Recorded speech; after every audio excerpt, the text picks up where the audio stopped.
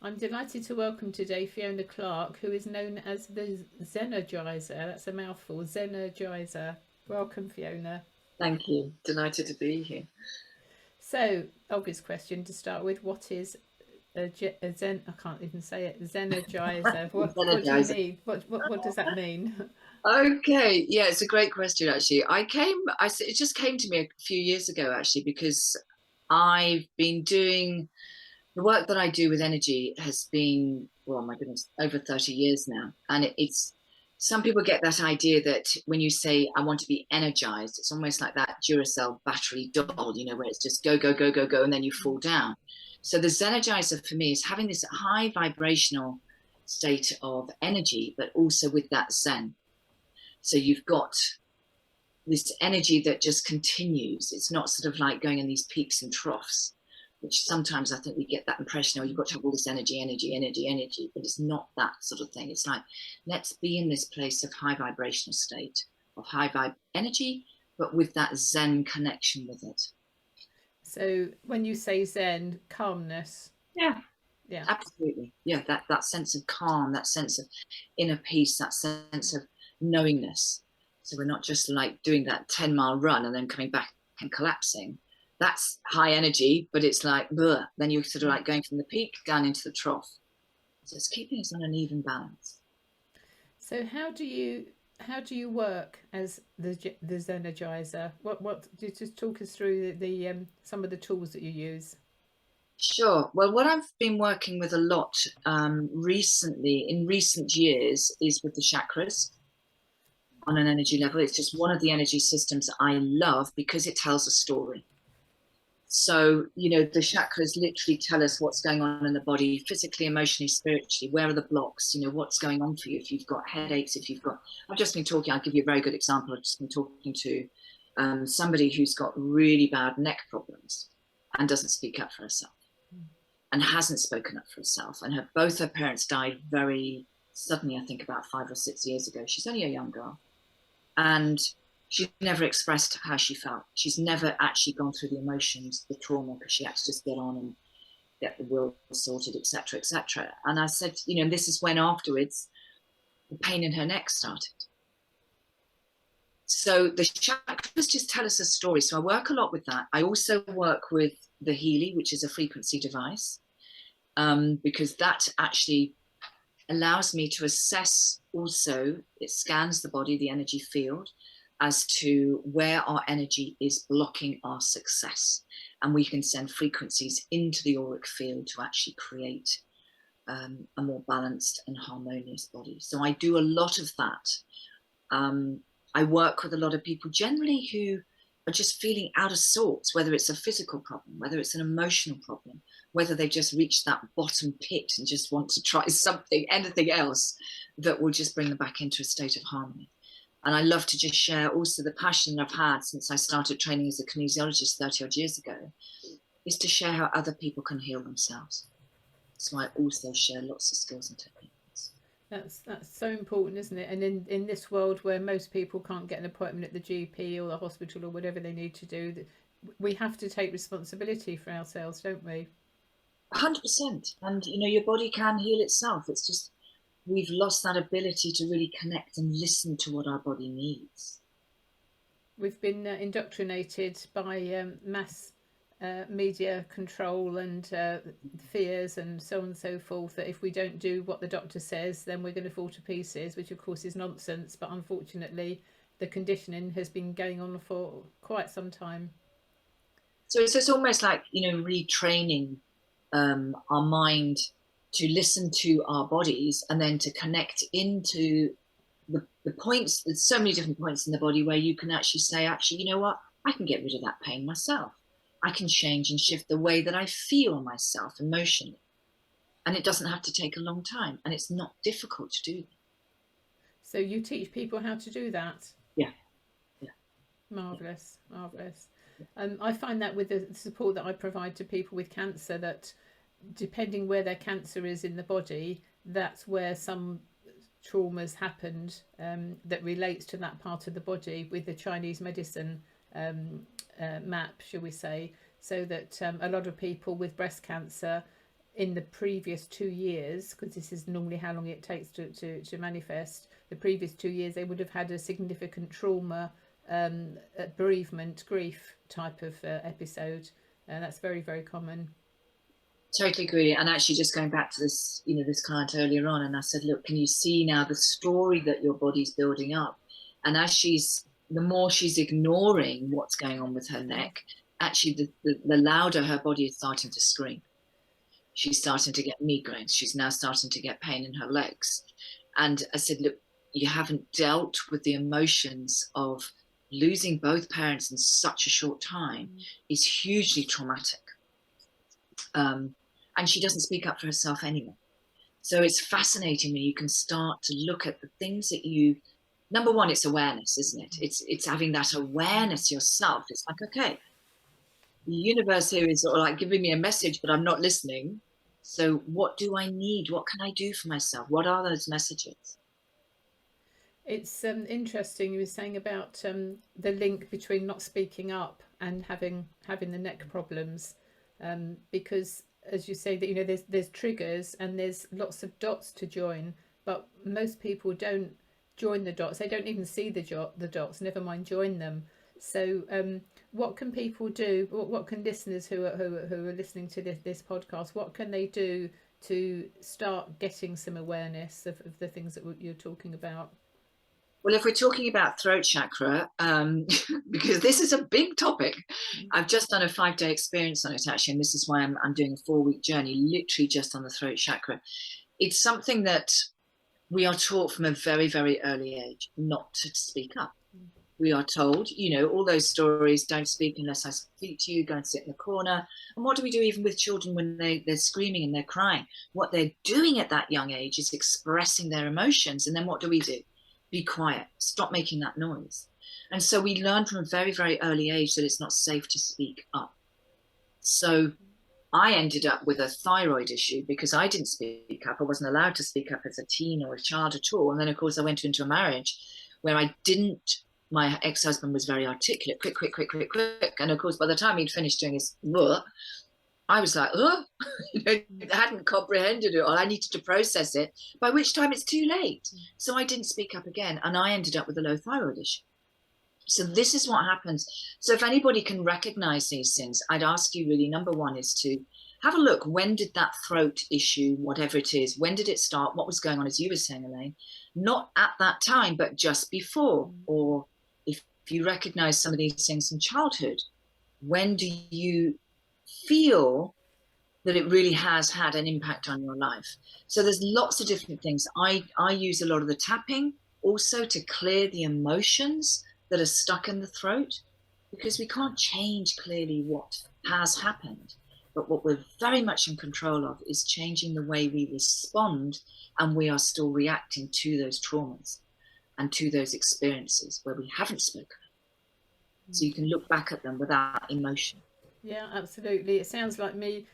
You sound like me talking. I bang on about this all the time. It's not what happens to us. Shit happens to us all the time, doesn't it? It's, big stuff, little stuff, whatever. But we just kind of, oh well, hey ho. But we don't absorb it. We don't recognise or acknowledge the feelings. We just kind of build them up, and then one day, as you say, with your situation with the thyroid. Now, who would have thought thyroid would have been as a result of not speaking up? But it makes sense, doesn't it? When it's explained, it makes perfect sense. And I think this is where, in our Western culture, I lived in Asia for 10.5 years, and it's a very different way of dealing with health, because they, in Hong Kong, the Chinese doctor, if he sees a client who is sick, he has failed, because his job is prevention. So, we look at the point here in our Western culture. It's like we wait till we get sick. We go to a doctor. Well, I don't, but a lot of people will go to a doctor, give me a pill to take away the symptom, but you're not looking at what has created the issue. And so when we're looking at prevention, this is what I say. It's like having your non-negotiables. It's like, how do you feel within yourself? Because number one, how are you communicating with yourself? What are those conversations that you have? Because I think we are our worst judges and critics on who we are. Absolutely, we get in our own way all the time. We react emotionally, but then we try to put logic on whatever that situation is, and then we talk ourselves in and out of all kinds of nonsense, don't we? I mean, it's really quite, when you look at it, you can look at it in a very funny way, because we really do create an awful lot of problems for ourselves, and then we expect someone else to solve them. Whereas in Asia, they'll have reflexology shops in Hong Kong, or as common as the coffee shop. It's not a luxury, it's a necessity. It's just part of your day or part of your week. They'll have the Chinese herbs, they'll have the Chinese acupuncture, because it's about prevention. So your body's always in this high state of Zenergy, not in that, oh my God, I'm okay, and then you drop down. It's not like that real peak and then come back down. It's really hard to keep doing that. And eventually the body will just say, I've had enough. And very often that I've had enough bit will be something really serious, as in my case with stage 4 cancer. So there's lots of things that happen before we get to that stage, but we're too busy being busy, aren't we? We're going about our busyness in the world, and we're multitasking, we're mothers, workers, sisters, wives, whatever, leading teams, whatever we're doing, we never have time for ourselves. And as you say, it's a conditioning. We've not been brought up to speak out. And it's interesting now that we're in a global economy, we're linking with people from all over the world, and we're now seeing the differences in culturally how we deal with health and well-being. And I think what's also really important to mention here, because this is one of the issues that I had, I'm a bit of a master on this topic because I've been through every part of it.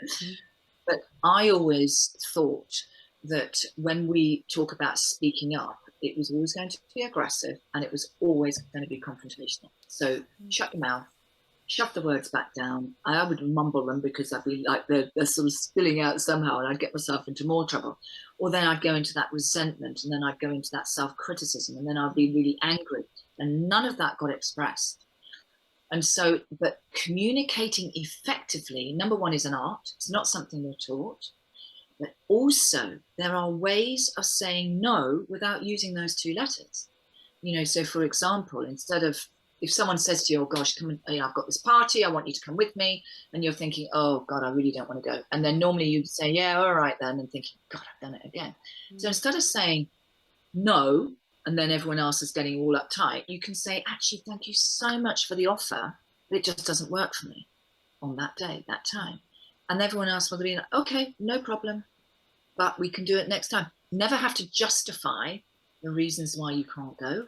It's just end. It doesn't work for me. And that's a really great way. There's no confrontation. There's nothing coming back from the other person. So, it's an art in how we say things and when we say things, very often.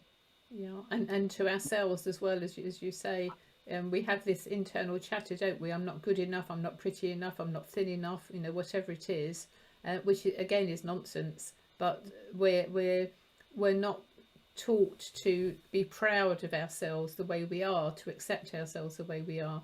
And with social media and marketing and all the rest of it that's in the world today, it's no wonder that there's so much mental health vulnerability around. Absolutely, yeah, it's true. And this is what I love to do, is like, sharing different skills and techniques, which really are very easy, but they're very effective in how you just bring yourself back into this place of balance and harmony, because that's what we all want. We can't control what's going on around us very often, but we can control what, I don't necessarily even like that word, but we are the master of who we are, and we have that choice as to how we respond. And it's like, right, well, actually, I don't want to respond like that. I want to come back into harmony. Let me look at this from a different viewpoint.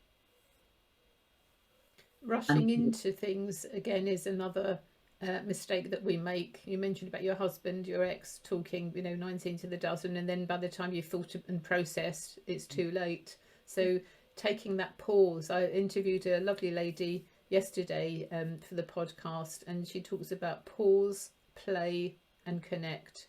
So we've taken the joy out of everything. We're just 100 miles an hour. Let's just stop, just pause, and then have a bit of fun, with whatever the situation is, and then we can connect in a way that's in alignment with who we are. It's the same kind of message that you're saying, and she uses it in a different way with parenting, helping with the children. It's so important, because I think what happens is when we're talking about talking, is that quite often we all are interested in putting our viewpoint. We're not listening. We're not hearing what the other person is saying. So you never get a solution. There's always someone trying to be the winner and someone being the loser, whereas we want a win-win. And so quite often it's having those conversations at the right time. And more often than not, it may be that you say, actually, I need to have a break for 10 minutes, 20 minutes, an hour, 2 hours, whatever it is. You go and take a walk, you come back, because then you're in neutral. And you're both in a neutral place. It's like, okay, how can we find a solution? What works for you that will work for me? How can we work on this together to find the best solution for all of us, so we have a win-win? So always coming back to this neutral, this pause state. It's like, right, I'll allow you, and I will listen and hear what you're saying, and honor me to do the same for you. It sounds so simple, but then in the heat of the moment, when our emotions are heightened, it's not quite so easy. It isn't, but when you practice it a little bit more, it becomes a lot more a part of you, so that you can actually change things around. Yeah, absolutely.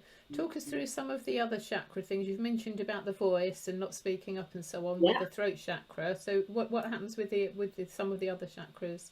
Let's go back to the root. So the root, the base, Muladharas, that's also known. I mean, this is, it's the foundation. So if you know Maslow's hierarchy of needs, it's the base. We need our foundations to be really strong. If they're not, it's like building a house on sand, and everything, when you get a bit of a storm, it's gone.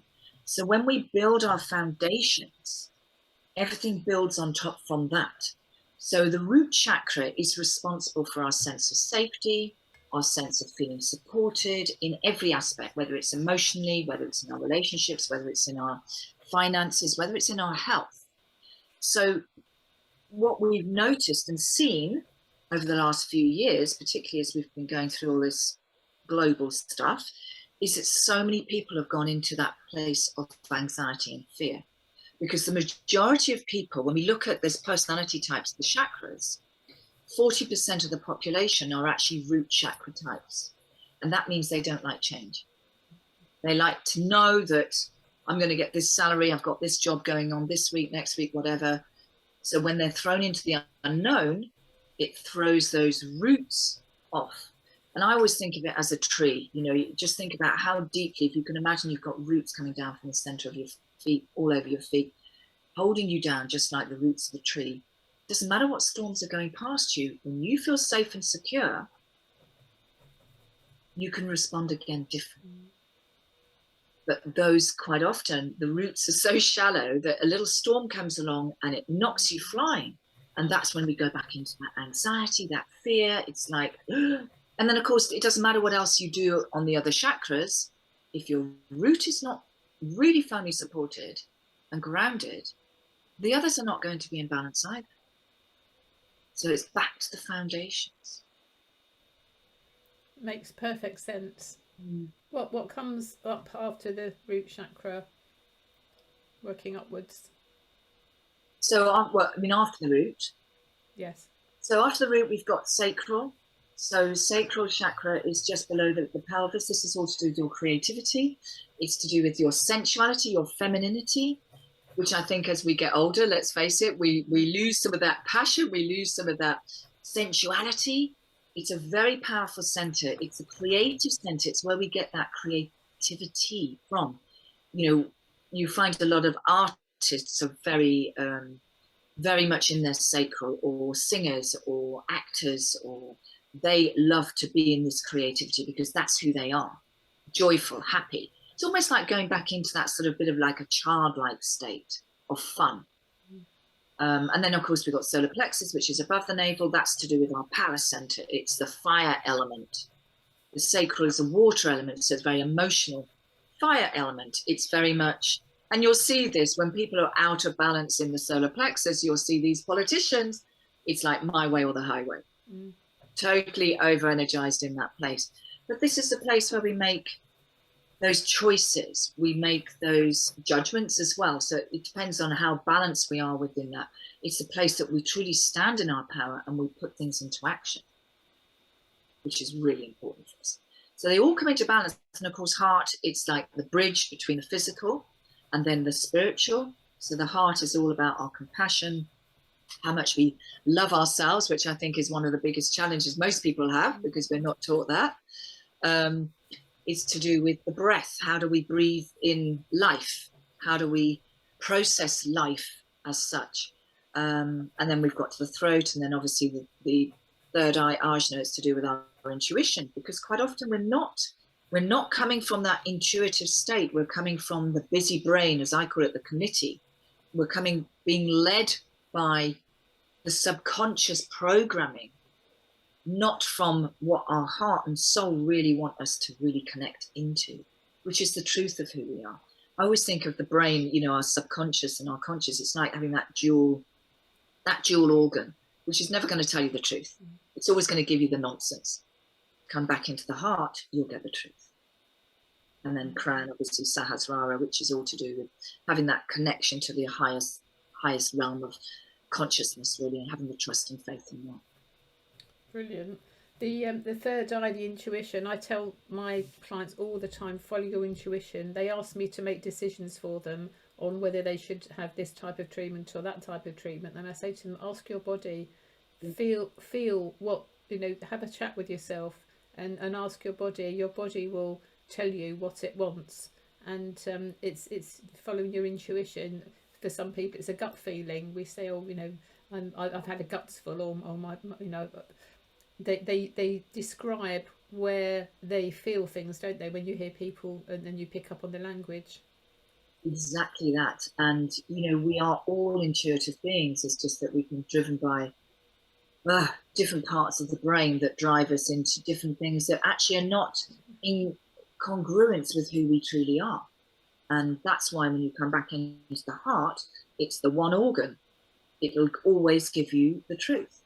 But it's having this habit again of getting out of the head, come back down into the heart, tune into, and I always say, I mean, when you look at the chakras, I always look at them as the ones above and below are their best friends. So for example, with the throat, we always want to speak from that intuitive part, the third eye, ajna, and always from the heart. If everybody did that, we would have no issues in the world. It'd be amazing. Very interesting. How do people get hold of you, Fiona? Go on to, I mean, I'm on LinkedIn. I have my YouTube channel. I've got lots of things on there. If anybody wants to, it's Fiona Clark with Zenergizer. You can contact me on ficlark@me.com, which is FICLARK@me.com. And I'm on Facebook. Where else am I on? I don't really do Twitter. So those are the best places to actually connect with me. Marvellous. Any last comments you'd like to make before we wrap up? Be kind to yourself. You know, just think about, have your non-negotiables. What are you doing every single day that nourishes you before you even start your day? I talk to everybody about the non-negotiables, whether it's a walk, whether it's a meditation, whether it's with a yoga, whether it's just some breathing, some silent time. This is the way to start your day, because we're always looking at prevention and not cure when we're looking at our health in all aspects of it. Well said. Fiona Clark, the Zenergizer, thank you so much for your time today. You're most welcome.